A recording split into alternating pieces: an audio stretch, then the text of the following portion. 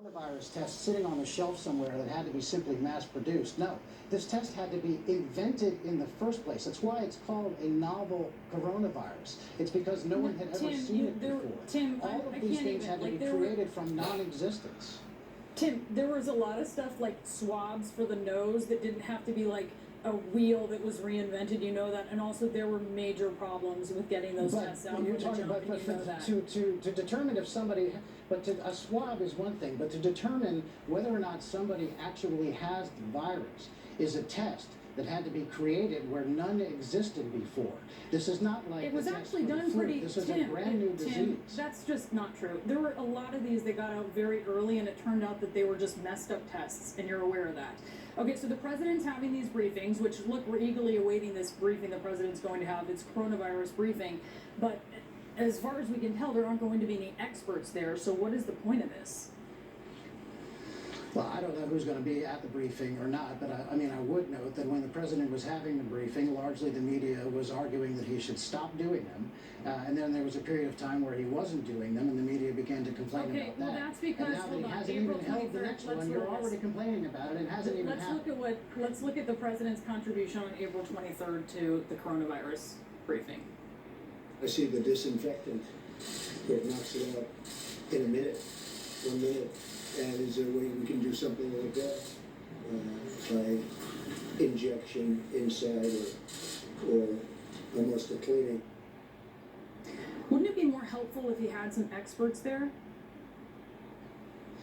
Listen, he always listens to the advice of experts like Dr. Birx and Dr. Fauci, and well, both of them have on many occasions said that the president, Dr. Fauci has said on many occasions that the president listens to his advice and never overrules him.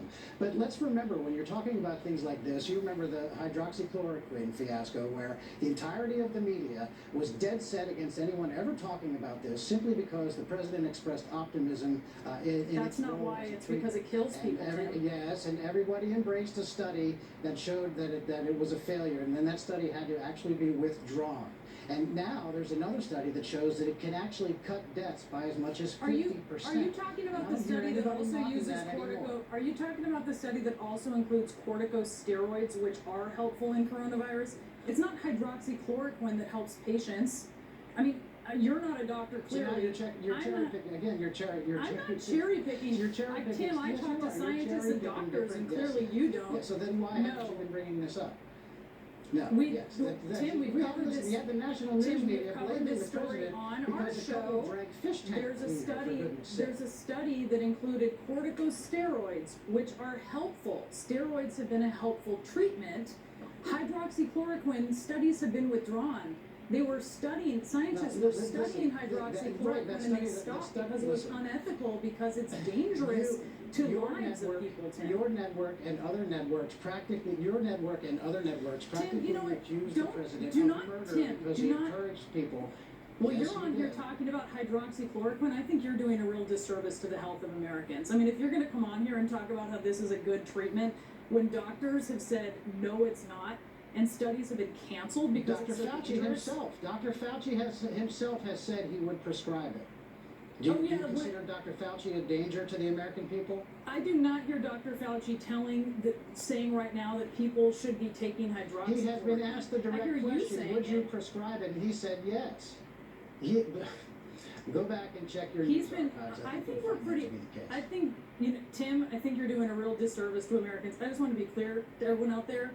We've talked to a number of doctors and experts, including federal experts. This is not something that you want to be playing with, all right? Studies have been canceled because this stuff is so dangerous. Tim Murtaugh, thank you for coming on. It's good to see you again. It's been used for 65 years. How dangerous could it possibly be? It is a known drug that is trusted. It's been used for 6.5 decades. So how dangerous could it be? You just said it was a dangerous drug, and yet you admit that it's been used for 65 years. To prevent malaria, not for people who are potentially. Well, is it dangerous or not? Will it kill you or will it not? You just said it was dangerous, yet you admit that people take it for malaria. So is it dangerous or is it not? I don't think that people who are on their deathbed are given an anti-malarial medication to prevent them getting malaria. I mean, you know what, Tim? No, we're done with this part. For people on their deathbed. Look, Tim, Is that what you're we are saying? done with this conversation. I think that you're just really confusing the situation, and it does no service to anyone's health, especially. Tim Murtaugh with the Trump campaign. There's a Thank lot to you be so said much. for this interview, you're right. Actually, stand by. I want to bring in Dr. James Phillips to talk to us about this. We have him standing by, and maybe he can shed a little light when it comes to hydroxychloroquine. It's still going. Dr. Phillips, you're the expert. I feel like I'm, talking about this till I'm blue in my face. I've spoken with a lot of doctors like you about this, but you just react to when it comes to hydroxychloroquine. I want to be so clear to the people who are watching this because this is a health issue. Yeah, thanks for having me on, Brianna. I'm prepared to talk about recent studies and some other things, but this most recent interview is absolutely just unbelievable. So we've got to get all of the politics and the craziness out of this. Hydroxychloroquine has not been proven safe or efficacious in the treatment of this disease to any degree that doctors should be prescribing this to patients outside of a clinical trial. The clinical trials that have been performed so far, for the most part, do not show any efficacy of hydroxychloroquine. In addition, it can cause serious illness, it can cause heart problems, it can cause dysrhythmias.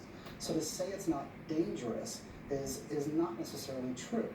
It has been studied in the setting of patients with malaria. Those are patients with a very particular type of symptoms and a very particular type of disease. Different drugs respond and they work in different ways depending on the situation of the patient. And the studies that have been done in patients with COVID-19 are certainly not conclusive enough to be able to say that this is totally safe. Studies have shown that patients probably have died because of the dysrhythmias that occur. So I agree with you, what was just recently said was irresponsible and being said for political reasons, and I completely disagree with it. Is Tim Murtaugh still with us? Can we bring him back into the conversation? Okay, he's no longer with us, so I can't have him respond to that. But can you speak to this logic? Well, it's not logic.